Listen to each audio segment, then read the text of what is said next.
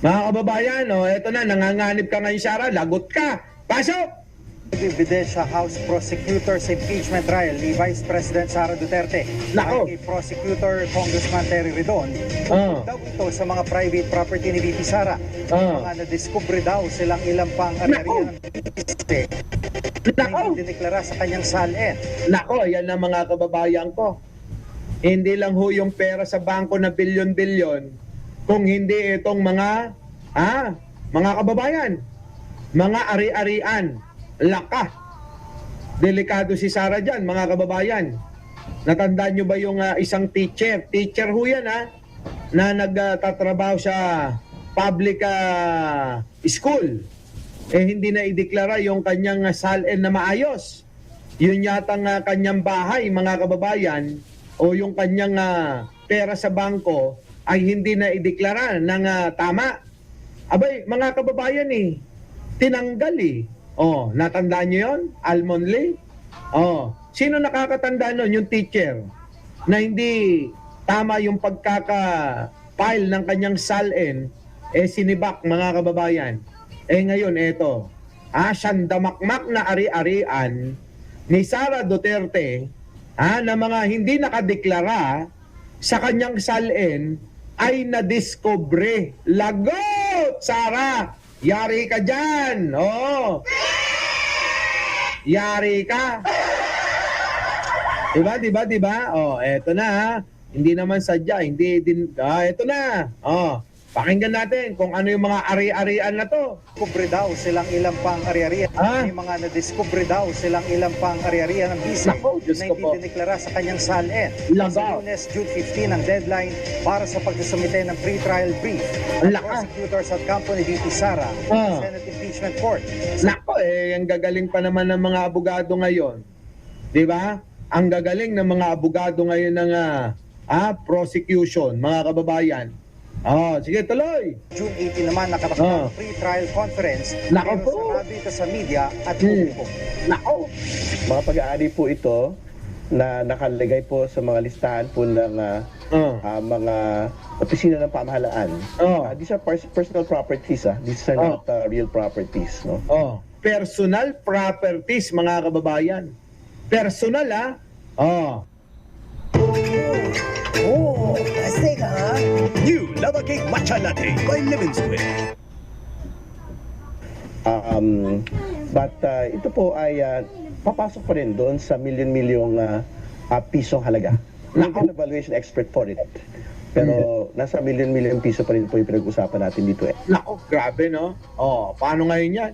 Milyon-milyon daw, mga kababayan, nagkakahalaga ng milyon-milyon na mga ari-arian ni Sara Duterte ang hindi diniklara sa kanyang SALN. Hala ka, Sara. Delikado. Yari na, mga kababayan niya. Sabi ko nga sa inyo, yung teacher Di ba? Hindi lang yan nagdeklara yung ng maayos yung SALN. Si Bak Si Sara pa kaya? Di ba? Di ba, Jocelyn? Grabe, mga kababayan. At hindi lang ho siya, hindi lang ho si Sara Duterte ang nanganganib. Maging yung mga kaalyado niya na mga senador ay mukhang madadali. Bakit? Pakinggan natin, mga kababayan. Ipapa-aresto daw ayon kay Risa Hontiveros, mga kababayan, na idol ni Jen Angeles. Ewan ko bakit idol nila Jen yan, yung mga babae. Si Risa Hontiveros, gusto nila, kahit si Anino. Sabi nila, bakit ikaw? Wala, hindi pa ako ready mamili ng na may hinihintay pa ako. Diba? Mahirap naman makipag-commit. Kaagad-agad. Parang isang relasyon yan Ikaw makikipag-commit na, hindi ka pa naman sigurado. Diba? Paano kapag tumakbo yung gustong-gusto ko? Paano pa ako aalis nun? Di ba? Magiging salawahan ang tingin nyo. Tsaka na ako magdedesisyon kung sino talaga ang gusto ko at napupusuan ko. Pagka tumakbo na, nagdeklara yun, magdedeklara na ako kung sino. Pero ngayon, second choice lang yan si Risa Hontiveros. Di ba? Tama, ano, ha? New Manila Walks. Puta, malupit yan, New Manila Walks siya. Ano ba yan? Yung mga walkers ba yan?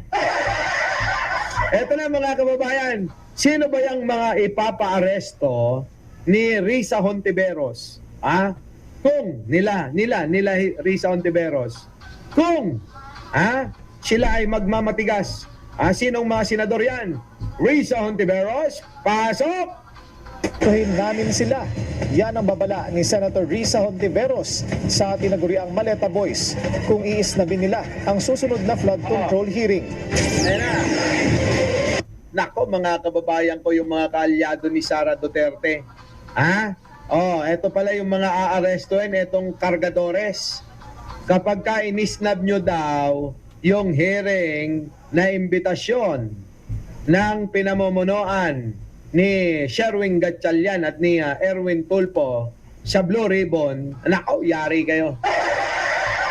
Yari kayo. Papa-aresto na kayo. Dumalo ang Maleta Boys sa flood control probe ng grupo ni na Senators Alan Peter Cayetano at Rodante Marcoleta noong isang linggo. Pero no-show sila sa hearing ng Blue Ribbon Committee ni Senador Erwin Tulfo nitong Lunes. Sa memo ng Billionaire News Channel, iginiit ni Senator Risa Hontiveros na hindi pa sila tapos sa Maleta Boys.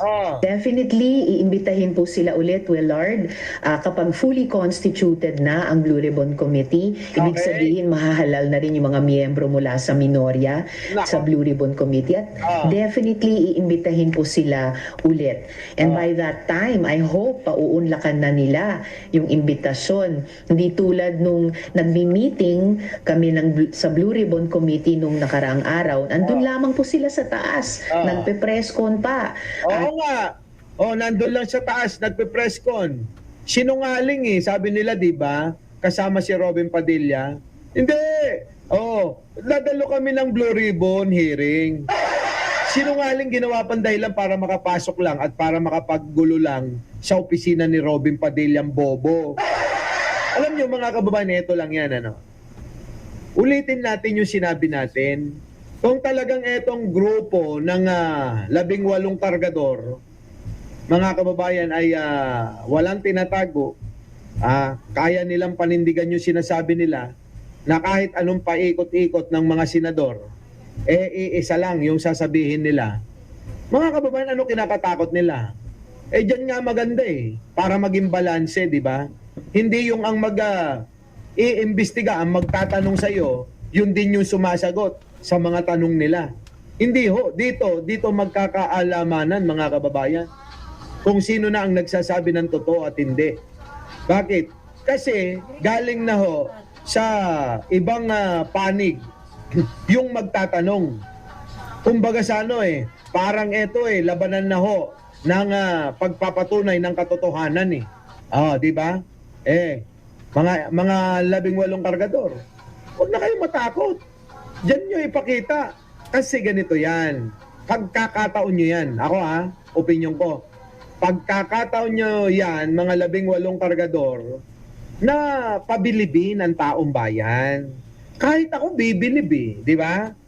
Kahit ako mga kababayan, kung ang mga magtatanong ay ang grupo nila Gatchalian, at ang pamumunuan ni Erwin Tulfo, pagka nasagot nila yung mga tanong, bibilib ako sa kanila. Baka maniwala ako sa kanila. Di ba? Baka ganun din kayo. Baka magbago ang ating pananaw kapag yung mga sagot nila sa mga senador na grupo ni Win Gatchalian nasasagot ng tama. Di ba? Ganon. Ilang beses silang inimbita ni Chairman Erwin na bumaba at lumahok sa aming meeting, hindi nila pinaunlakan. Well, paano papaunlakan? Si Raulo, mga sinungaling yan Tingnan nyo mga kababayan dito Ito yan, bago yan makapasok sa Senado, ganito ang eksena. Tingnan nyo mga kababayan yung bobong senador na binoto nyo. Yung nagngangalang Robin Padilla, bobo mga kababayan ko. Tingnan nyo kung gaano ka sinungaling tong putang inan to. Sinungaling mga kababayan tong putang inan to. Oh, eto, pakinggan nyo. Huwag mo itulak yung bisita natin, pare. Alagang-alaga ni Robin, baby. Oh. Kapatid, huwag kayong ganyan. Ano-approve na yung sa akin. Naman po sila pupunta sa Blue Ribbon. Pupunta po sila. Pupunta lang po sa opisina ko, sir. Kita nyo? Sabi ni Robin, pupunta po sila sa Blue Ribbon. Sabi nung baka hindi po sila pumunta ng Blue Ribbon. Sabi ni Robin Padilla, pupunta po sila. Dadaan lang po sila sa opisina ko, sir. Sinungaling, di ba? Pumunta ba sa Blue Ribbon Committee? Hindi. Nanatili sa opisina netong bobo na senador na si Robin Padilla. At doon sila nagla-live. Diba? Mga siraulo. Oh. Ayan tingnan nyo. Pakinggan nyo ha. Huwag kayong ganyan. Ano-approve na yung sa akin. Naman po sila pupunta sa Blue Ribbon. Pupunta Di naman po sila pupunta sa Blue Ribbon. Sabing ganon, Pupunta sa Blue Ribbon. Pupunta po sila. Pupunta lang po sa opisina ko, sir.